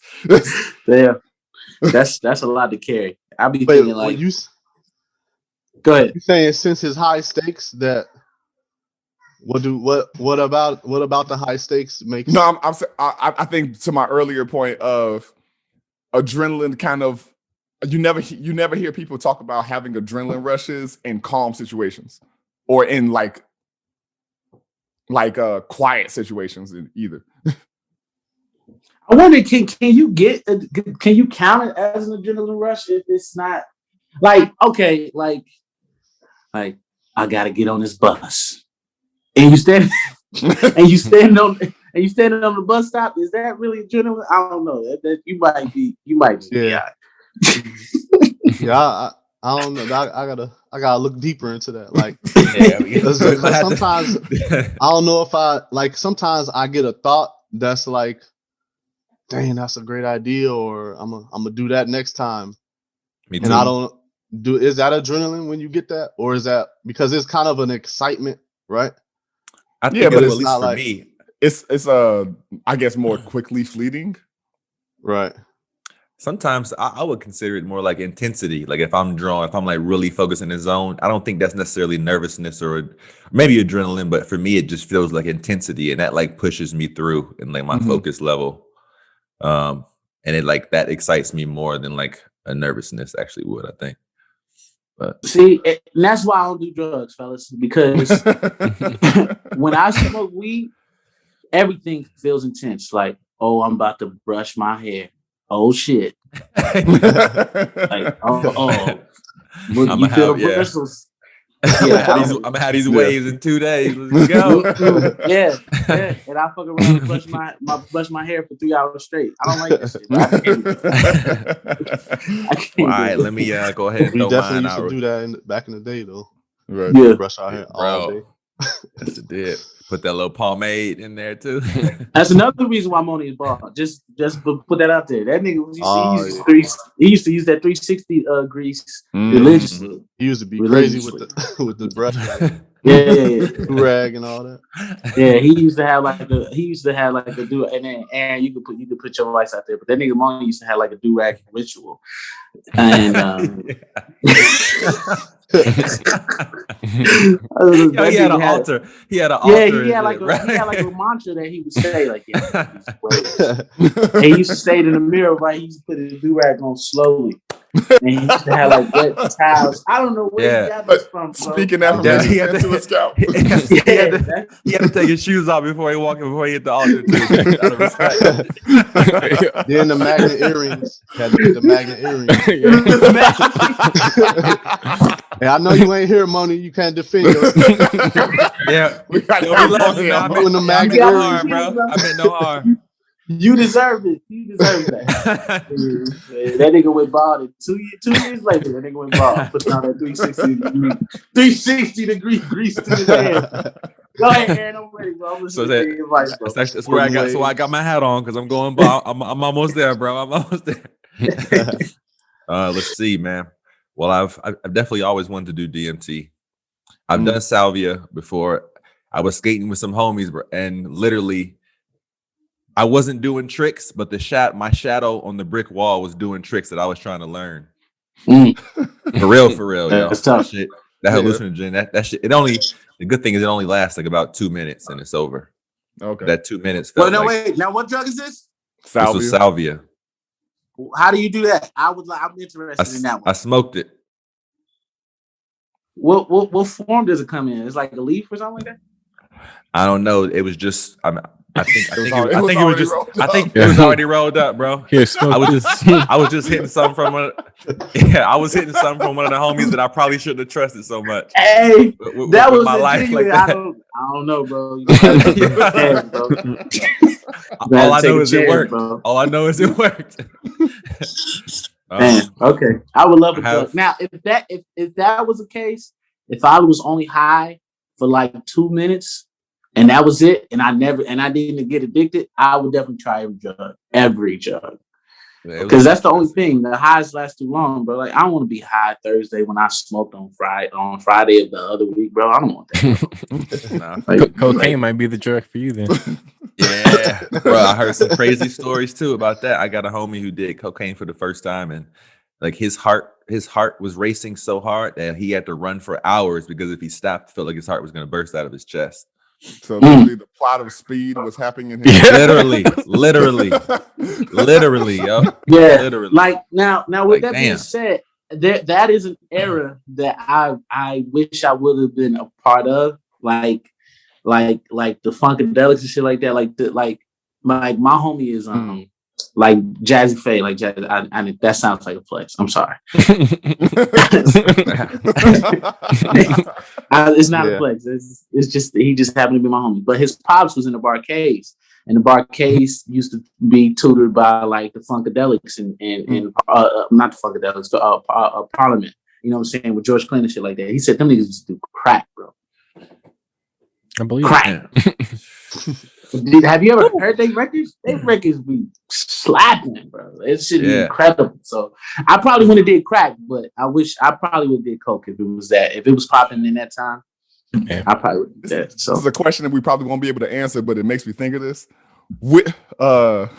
Which drug got the best records? LSD, crack, weed, or heroin? That's a tough one. I would like to hear that. Hey, that's a nice versus idea. That's a versus tournament right there. Crack record versus heroin crack record. Probably alcohol though. Honestly, I think alcohol just sheer volume. Sheer volume, yeah. Actually, hey, you got LSD. You got the Beatles. You got the whole '60s.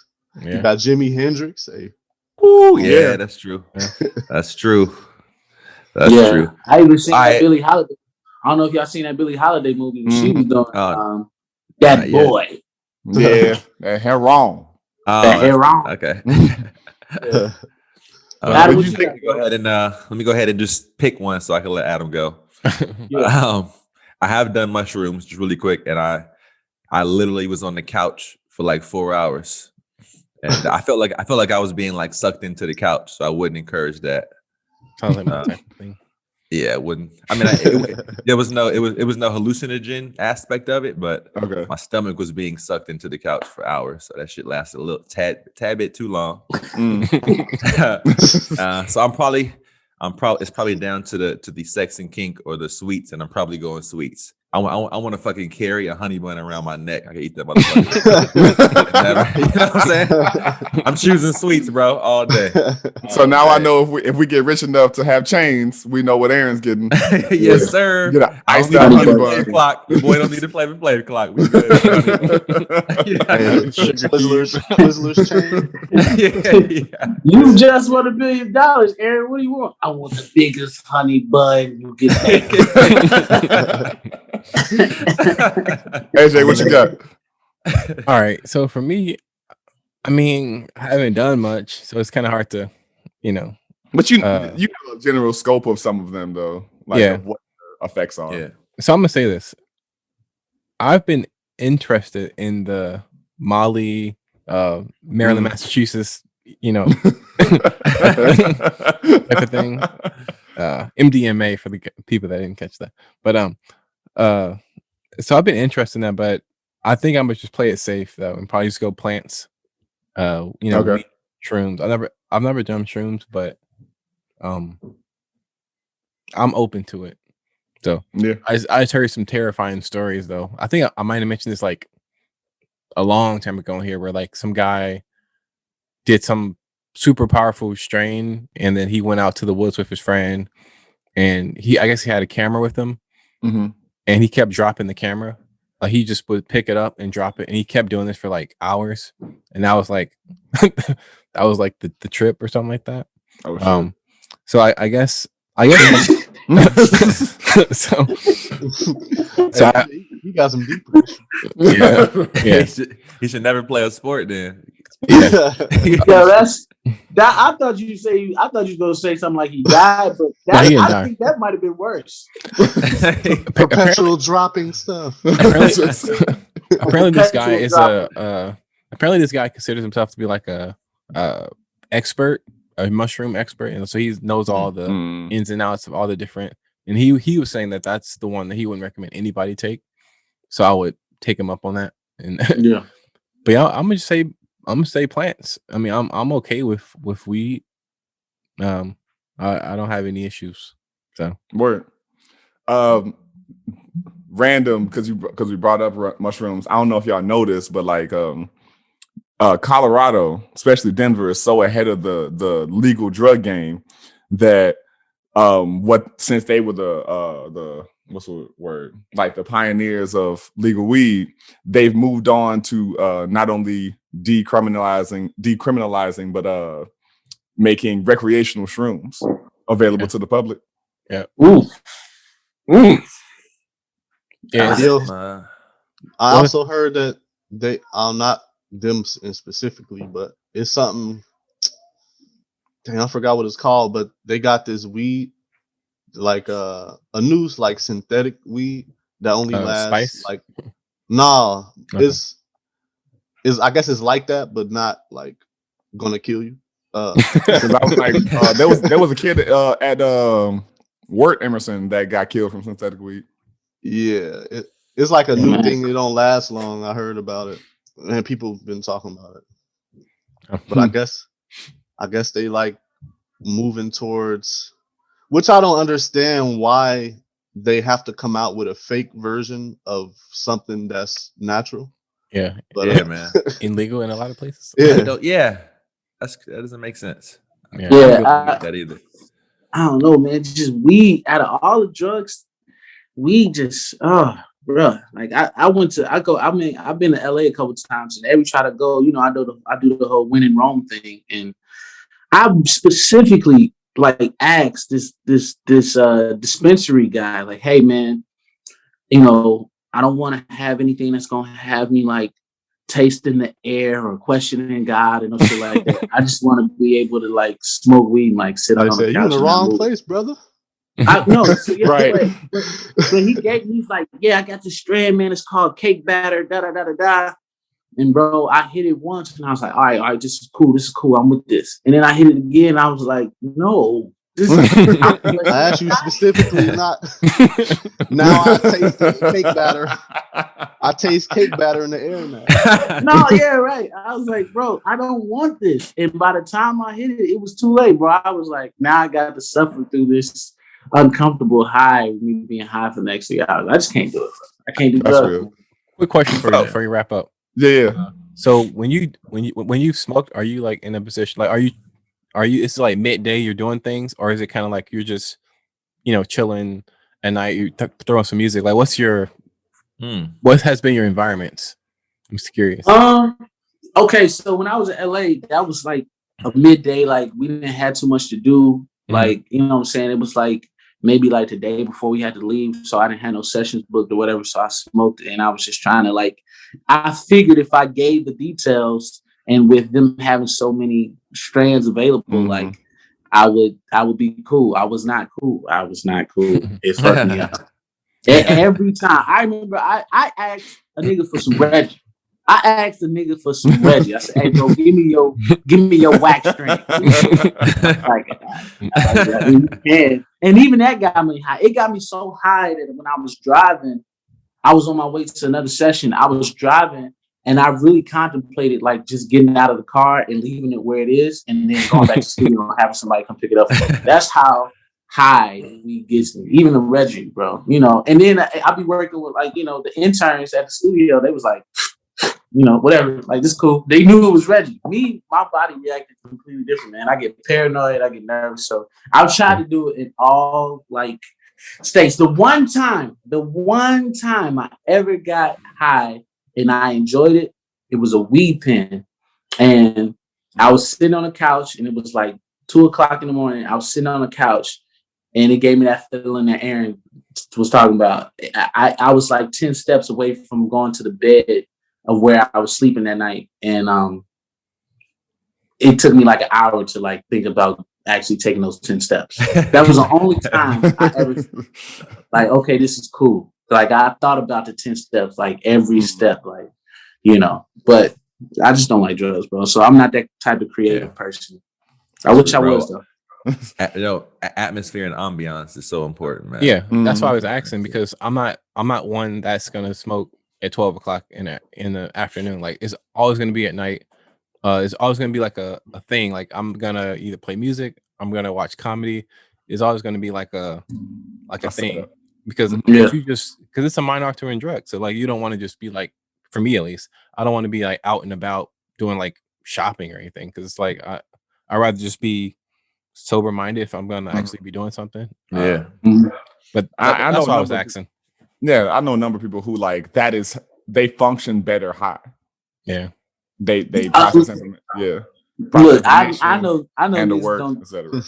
They don't do nothing without being high. They don't like being in the studio without being high. They don't like going out without being high. I get the going out thing. I can kind of get the high because the social anxiety is a real thing. You know what I'm saying? So, being high allow you to like control that. Like I know one of the homies that does Adderall before he goes out to events because it just allows him to like focus on having conversations and really network and whatever. So I get that, but I think that may be a thing. I'm always working. Like I'm always busy. You know what I'm saying? I'm always like got something to do or something on my mind. I'm thinking about records and shit like that. So I've never really got a chance to like just like sit down, which I probably need to do. I did try meditating, and that actually helped. The one time that I did, I liked meditating, but yeah, man, drugs are just not for me. They're not for everybody, bro. And I've learned that the hard way. Absolutely. And even though you learn the hard way, you still living to tell it. So yeah. So as we wrap up, Felly, are you working on anything or got anything that you want to put out there to not warn folks, but like tell folks that it's on the way? Sure. So I have an album that I'm working on right now. We just changed the name. It used to be Army Songs for Hood Niggas, but now I'm thinking about changing it for From the Hood with Love. Just because I didn't want to like ostracize any like my female demographic because they drive a lot of success for artists, you know what I'm saying, having that. So I want to be able to I like like that title. From the Hood with Love. So that's what I'm working on individually. As far as me being a writer, I probably got like 7 records on Chris Brown's album coming out soon. Nice. So look for that. I am working with an artist that we mentioned earlier. I can't say their name, so you just had to go back and play it. But I don't want to say that, but that's exciting. No, it's not Tupac. But so that should be dope. You know what I'm saying? What else? Hopefully Cardi, you know what I'm saying? I've been working with some people that have been working with her. So Cardi B, like hopefully that'll be like a game changer for me. And then a bunch of like artists that are like they have situations, but they haven't necessarily dropped their like debut albums. So that's like half of my clientele, man. So just writing, man. That's that's what I do. I love it. And I'm producing my own artists too. Myself as an artist. It's an artist by the name of Ashley Ave. And I have my own production company called Apis. It stands for All Parts in Sync. And Apis is an Egyptian god. So I kind of want the probably reference to the motherland or whatever. So, we working, man. We working, trying to really get out here and be successful. Man. Thank you so much for joining us today. Like sincerely, bro. One, haven't seen you in years, so it's great to have this conversation with you and be able to look you in the face. Because Atlanta and Chicago, nowhere near each other. And I think the last time I was in Atlanta, I was only there for like a couple hours. So we miss each other. Yeah. And I appreciate y'all having me, man. I love y'all. I love what y'all doing. I'm proud of y'all, bro. You know what I'm saying? This group, for all the people who don't know, they are real friends. Like they've been friends for since I can remember, and it's not fake, it's genuine. The love is genuine. So I appreciate being able to be included in this cycle with y'all, man. I love y'all. Y'all my brothers for real. Absolutely, sir. Keep doing them COVID covers, man. Hey, man. For real. Man. Yeah. For sure. Been killing them, man. For real.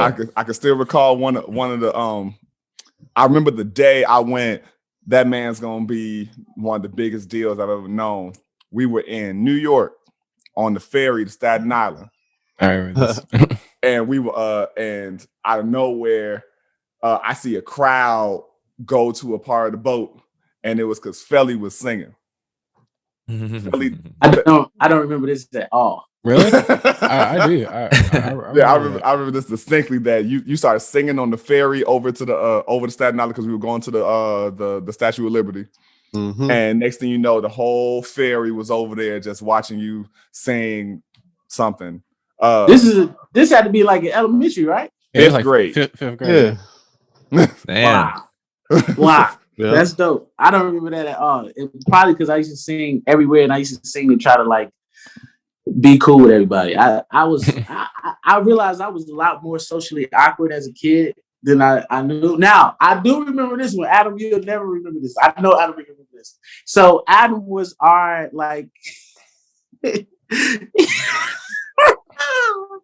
Adam was our artist in elementary and Connecticut. Adam was the creative guy. He was a super incredible drawer. Talking about the flag? Yeah. No, but I remember that.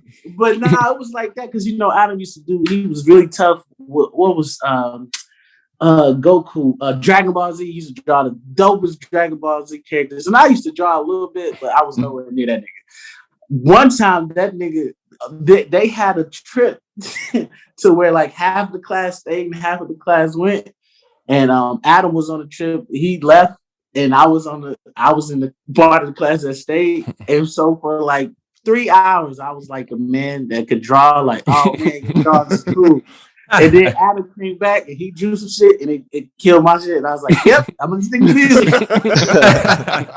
Yo, that was your defining moment right there. My defining moment. Y'all was talking about defining moment. That was my defining moment. I don't remember Gunn that. came back and took his place, rightfully so, as the class artist. So, yeah.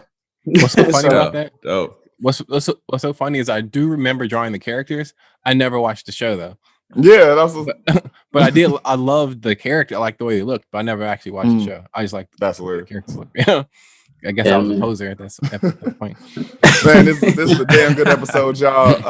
And thank you for tuning in. We know this is a little longer than our normal format because Brother Felly brought that wonderful energy that we love, man. Fellas, do you have anything before we sign off? I got some, man. This episode was deserving of an overtime. You know? Yes, deserving of an overtime, man. It's been a good one. It felt good. That's my final offering. Love y'all, man. I love y'all. Very much. I so. love the audience, and I love y'all too. That's what I got to say. Yeah, I mean, I just want to kind of restate that it was a great episode. I love that we're having these guests, and we're gonna keep them coming. Hopefully. Busting y'all over the head. No expression through all of that. It felt like it. Thank you for listening to another episode of the InforMILLy Honest Podcast, where we are 4 brothers from Gary, Indiana, 5 brothers from Gary, Indiana today. You guys stand up. 219, stand up. Any conversation, any engagement, any connection that you make or have, we encourage you to follow the principles that we pride ourselves in, and that is being forthright, vulnerable, and most of all, honest. Thanks, y'all. Peace. Peace, y'all. Peace. Go Colts. Without shedding a tear for my brother, I really want to try for my brother. 'Cause I truly do feel for my brother.